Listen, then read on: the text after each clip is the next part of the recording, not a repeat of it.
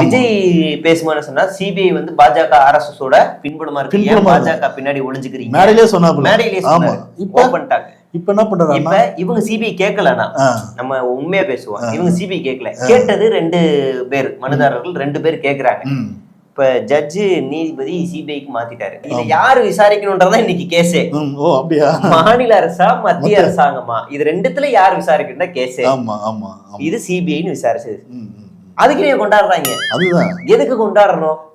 விடுதலை கிடைச்சிருச்சுன்னா கொண்டாடலாம். சம்பந்தம் இல்லாம, அதாவது அது என்ன காரணம்னா கட்சியை கொண்டு போயிட்டு அடமானம் வச்சுட்டாங்க. அதனால வந்து சிபிஐ வந்து நம்ம தப்பிச்சிடலாம் அப்படின்னு ஒரு மாநில என்ன பார்க்க முடியுமா?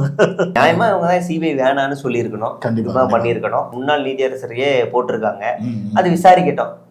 எதுக்கு கொண்டாடணும்னு தெரியாம நீங்க கொண்டாடுறதா அர்த்தமற்றதா இருக்கு. அதுக்கு ஒருத்தன் மெசேஜ் பண்றான் தற்கூரியாம, என்னன்னா என்ன ப்ரோ தோத்துட்டியா அப்படிங்கிறான்.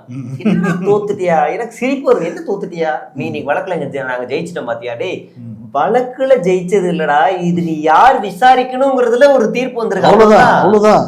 சோ